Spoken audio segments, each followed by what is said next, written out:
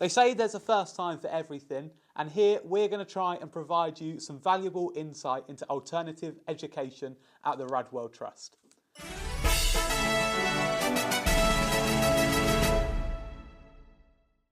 Hello and welcome to the Raedwald Trust podcast. My name's Harvey Bell. I'm joined today by the Head of Traded Services, Alice Crozier-Green. Before we get into anything about the Raedwald Trust, we want to make sure that you are part of our journey and you learn along with us. So please do make sure, whatever platform you're listening on, to press subscribe, leave a like, and tell us in the comments section what you make of this video. And also, I'm going to throw a question out to you as well. What are some of your best school memories, and can you think of a time where teachers made your school experience better? Alice, welcome to the Raedwald Trust podcast. You're the first person on the show, a pioneer. How are you? I'm good, thank you, Harvey. Alice, just tell us a little bit about what Raedwald is. So, the Raedwald Trust is a multi-academy trust of alternative provision. We work with children and young people who've had a really difficult start to their education, and ultimately our aim is to ensure that the young people that come to us are able to access mainstream education, and in some cases we support children to find an alternative school provision later on down the line. We have a number of schools, alternative provision sites across Suffolk, mostly in the Ipswich area and Bury St Edmunds, and in addition to that we've got 2 hospital schools. On top of our pupil-facing work, we have a growing portfolio of professional services which can be commissioned by schools and multi-academy trusts. And our professional services have got kind of a number of different strands, but we offer school-commissioned pupil-facing packages. And again, it's working with children and young people who just might need a slightly different route to success to enable them to go back into mainstream school and achieve really positive outcomes. Wonderful. And that is a lot of information about the Raedwald Trust. It sounds like we've got so much to go through across this episode of the podcast. But just so people get to know you a little bit more, can you tell us a little bit about your role as Head of Traded Services? Okay, so Head of Traded Services, good question. So as I've just described, our schools, our outreach provisions, all of the work that we do that is pupil-facing is obviously at the heart of the Raedwald Trust. But in addition, we offer a traded service. We now try and call it a school commission service, but these are services that we offer to schools and multi-academy trusts that they can buy in. So it might be that a school needs some support with something very specific. It might just be that they have perhaps a small cohort of children and they need a little bit of extra advice on and how they can meet their needs within the mainstream setting, and they may commission us to go in and just do a mini review and to work alongside the school to implement some of the sort of key points that can come from the review. So essentially I oversee the service that we offer to schools and the local, you know, this stretches beyond our schools because we've been invited by sort of organisations beyond education to come and sort of, I guess, share our knowledge and our experience of the alternative provision sector, and ultimately supporting young people with you know, complex needs who have found education really tricky so far. And obviously working in education, you must have to have a good relationship with the students, even if your job isn't necessarily interacting with them too much. I just wonder some of your best school memories, you know, how do you remember those? Me. So I went to 2 local schools in Ipswich. So Hampford Hall, which is in the centre of Ipswich. I don't know if you know it. Yes, I do. Yeah, you're in Ipswich, boy. Yeah, I am. Chantry. Yeah. Chantry. Oh, so I was a Westbourne girl. Okay. Yeah. So my fondest memories, 2 really tough schools, you know, to have sort of grown up as part of, but 2, you know, amazing school experiences, I have to say. And just before I joined Hampford Hall, the school was actually burnt down. Oh, no. Yeah, you won't know this because obviously you're too young, but the school was subjected to an arson attack and it burnt completely down to the ground. So I joined the school in the very basically the year after, where it was completely rebuilt. So you'll know Hampford Hall. It's just off near Brantford Lane. So my fondest memories of primary, and I loved primary school, and it was actually in primary school that I thought this is somewhere I want to be. Yeah. Which I know a lot of children can't relate to, but my fondest memory is actually going into that building that was brand spanking new, which was quite uncommon in those days, because if you know sort of some of the primary schools that have been in the town for a very long period of time, they are in very old buildings. But what I remember, and what really sort of came out of those experiences for me, were the relationships and the care and the nurture that has obviously stayed with me, because I still feel it and I still remember it, that I got from the staff. And I still remember, as we probably all do, and I'm sure you do, everyone has memories of the teachers who made a difference. Oh, without a doubt. Yeah. And I think, nowadays, there's a real shortage of teachers, particularly in some challenging schools. But in those days, I think there was less kind of turnaround in the staff that worked in those schools, and I don't remember sort of staff coming and going and leaving, and I just remember this consistency of those staff members. Well, we talk about consistency there in terms of teachers sticking around and things like that, but jumping back into the world of Raedwald, one thing that students can find consistency is the pathway that they're on. And this might sound alien to the viewer or listener, but can you explain to us a little bit about what I mean by pathways in terms of when students come into the Raedwald Trust? Yeah, of course. So I don't know how much you know about how our pathways are commissioned, but the local authority commissions a number of pathways for children who need alternative provision. So we have lots of different pathways, and I think to somebody coming in and having a look at all of our different pathways, it can kind of blow your mind slightly. But the beauty of Raedwald is that we move with the needs of the local community and the children, essentially, who are out there who need us. And so we have different pathways. I suppose you could kind of say they were like subgroups that have been designed to focus on very specific needs of a very specific cohort of young people. So I'm sort of trying to understand here when we talk about pathways. It's a lot of understanding that every child is different. It's not that every child is naughty. It's the fact that, sitting in a classroom of 30 other students might be daunting for some people, and there's all sorts of ways that they can be helped. Absolutely. Really, you just hit the nail on the head. Every child is different. And so we've tried to design a range of pathways that enable us to meet the forever changing needs of the children and young people in the local area. And so, every year the pathways get reviewed, and we design them with the children in mind, that, as you say, not every child is different. Yeah. And so, what works for a child in Engage isn't going to necessarily work for a child who attends our Haven pathway. And that's kind of the idea around designing these different pathways. Some of them, as I said, work outside in the community, then there's no need for the child to come in. Some of them work within the school, because essentially we want our children and young people to be in mainstream school, and that's the best place for them if we can understand their needs and ensure that the school can meet them. So our pathways have changed a lot over the last few years, and that's, as I said, in line with the changes that we see within society and the young people that we work with. And I have to admit, before I knew much about the Raedwald Trust, I could probably be cast into a group of people that thought of alternative education as just children that had been naughty in school and kicked out, but my mind has been open to it being so much more.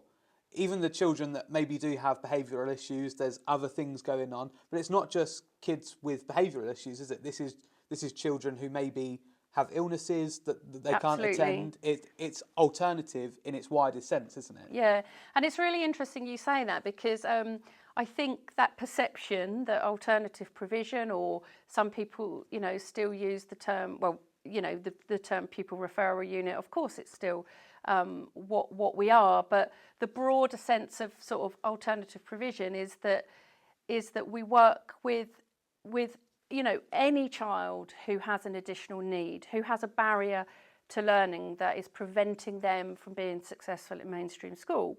And that may be, as you've touched upon, that may be children with a medical need. So, I'm just thinking to sort of when I was at school, or even more recently, sort of within the last 15 years when I was working in mainstream education, I wasn't aware of, and nor do I think it existed in the same sense that it does now, of, a provision that worked with children who had a medical condition that was preventing them from being in school and preventing them from accessing, the same level of education as their peers. And so we are about inclusion. We are about working with and designing provision for any child who cannot access the full offer and have the same experience as their mainstream peers. Is the aim always to get the student back into mainstream education, or are there students whose whole journey is going to be with the Raedwald Trust? Yeah, so I mean, in an ideal world, and our utopia is that we want children to be successful in mainstream education, that children can feel part of a big school community, because that's what the common theme that runs throughout the majority of the children we work with is that they just want to feel normal and they just want to be like their peers. And so, yes, our goal is for our young people to return to mainstream education. However, that said, the system is one where, unfortunately, we do come across a lot of children who that is not necessarily going to be the right thing for them. We never say never, but we do also have to sometimes acknowledge that actually is this young person going back to mainstream education the right thing for them? Yeah. And sometimes it's not. So sometimes we'll register or we'll recognise that a young person isn't really going to be successful, and what we don't want is to set our young people up to fail. And we don't want to return a child we don't want to return a child to mainstream education if all of the professionals involved don't feel that it's the right thing for them. But we may serve as kind of again that bridge, that sort of we form that part of the journey for the young person and the family and all of the professionals around that young person to find the right end, to achieve the right and the most perfect school setting for that child. So we may just be part of that journey. It may well be that later on down the line, some of our children end up in a specialist setting. But we're a really important part of that journey, because prior to coming to Raedwald, that may not have been identified. So it may not have been on anybody's radar that actually this child needs a specialist setting. And so we form, we're a really important part of that process. Absolutely. And in further podcasts, we'll explore a little bit more about how involved the mainstream schools are, the transitions between the two. But whilst we've got Alice here as the head of traded services, I think it's important that we touch upon the traded services a little bit more. Can you tell us the different types of traded services again that the Raedwald offer? Yeah, of course. So we've got, if I kind of split them into sort of 2-3 categories. So the first is that, as I sort of explained at the beginning, we have X amount of places within our pathways for children who come through the local authority. Yeah. So they're funded by the local authority to attend a Raedwald Trust provision. In addition to that, we offer a traded service or a school commission service for schools to buy a pupil package. So it might be that a young person doesn't necessarily need alternative provision in the sense of one of our pathways, but they need something extra just to boost their current situation, or to support their current situation. And children are referred through that route for lots of different reasons. Sometimes it's because we've got, a child who perhaps has really struggled with a transition, so they've struggled with a transition from one school to another, or some of our children in care who have got lots of gaps in their learning due to, early life experiences and disrupted education. So it might be that schools, are using some of their budgets, their SEND budgets, to pay for that little bit extra one-to-one support. We've just launched an online package for students called RT Live, which is a live lesson for children who can't physically manage to get into a school building at the moment, but are at a critical point in their education, i.e. Year 11, who have got their GCSEs in the summer. In addition to those, we've got our professional services, which are a number of packages that again are available to schools for them to commission directly, and those are shaped around specific areas within the school that they need support with. And obviously when I say bespoke, what I mean by that is obviously every school, similar to every child, is different. Every school and every school's needs are different, and therefore we have the flexibility to be able to shape packages that suit the needs of the school. We also have curriculum that schools can buy. So we have a reading curriculum called Readers for Life. So that's a traded service that we offer, and so that's a curriculum that schools can buy, and then we support the school to launch the reading curriculum within their school. So we've got some examples of that. We've got a package that schools can buy that supports or reviews safeguarding. So it's about coming in and reviewing safeguarding processes within a school. So we've got one of those that's recently been commissioned, and we've got that coming up. We recently reviewed the EAL offer within a school. Are you familiar? I'm not familiar with that term, no. So it's EAL stands for English as an Additional Language. Okay, I see. So it's looking at how does a school ensure that children who have English as an additional language can access, the curriculum, the entire school experience in the same way as their non-EAL peers. Okay.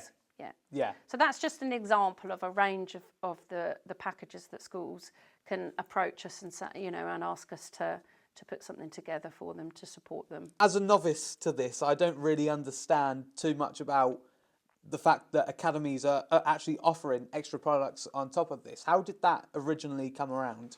Yeah, that's a really good question. So when I joined the Trust some years ago, there was no such thing as a traded service. We didn't have it.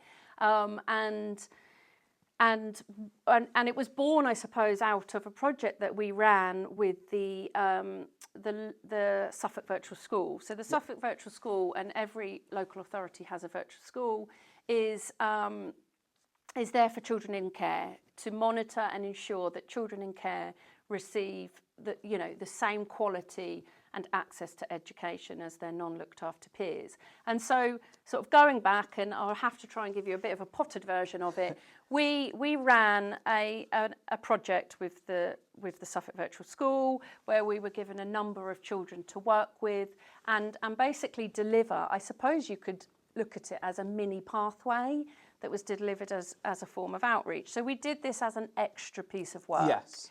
And so I actually was responsible for that project. And it was literally a piece of paper with a number of names on it and nothing else. It was literally, I was handed on my first, a blank canvas, which at the time absolutely blew my brains, because it's very daunting to start a new job and be given such a blank canvas.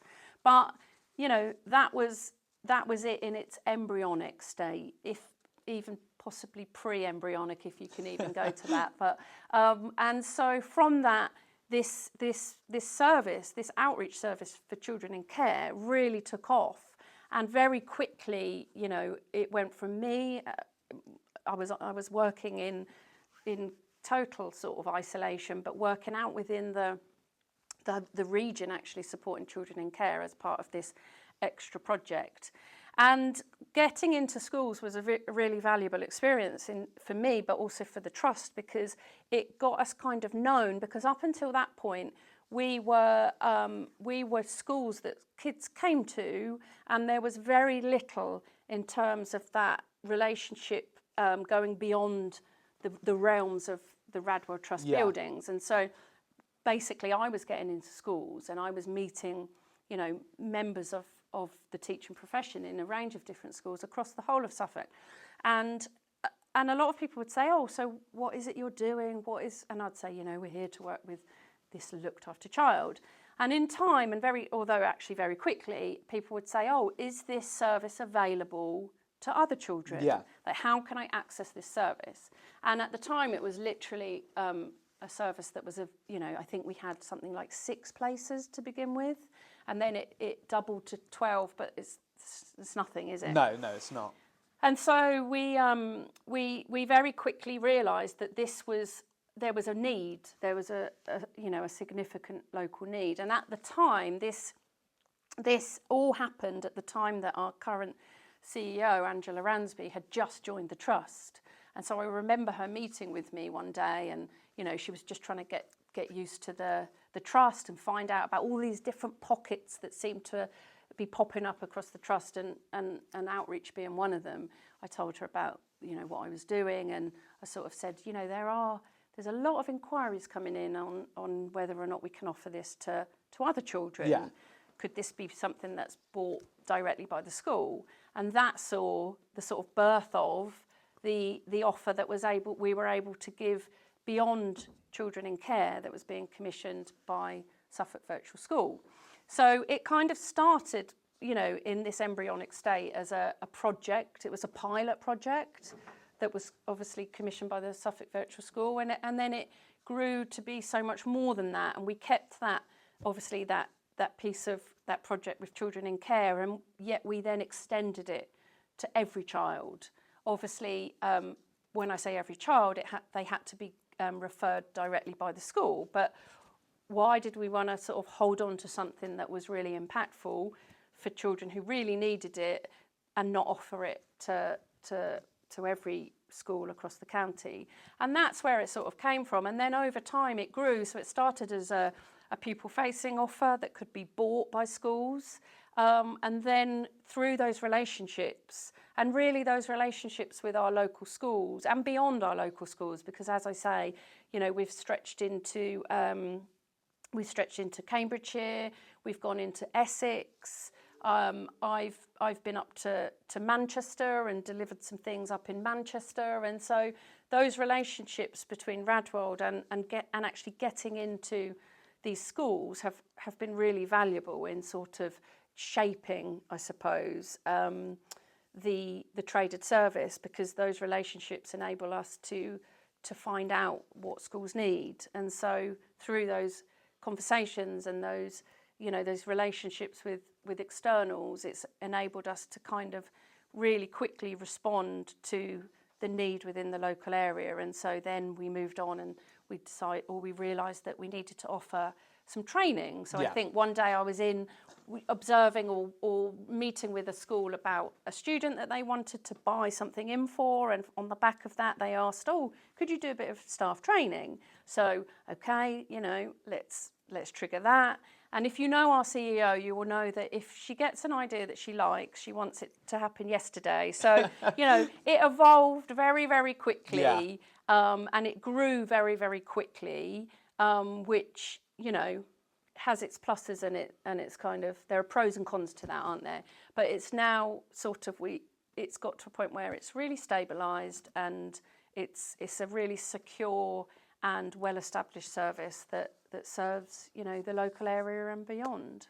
Well, it sounds very impactful. It sounds like a pilot that has well and truly taken off. And one thing that we are hoping is taking off is this podcast, is our coverage with the Raedwald Trust, and we hope you'll join us on the journey. It's been a lot of fun recording the first podcast with Alice today. So Alice, thank you very much for joining. Thank you, Harvey. And thank you very much for watching. If you have any more questions or want any more information about any topics that we've discussed, please do ask in the comments section down below. And otherwise, we'll look forward to seeing you in the next podcast. Thank you.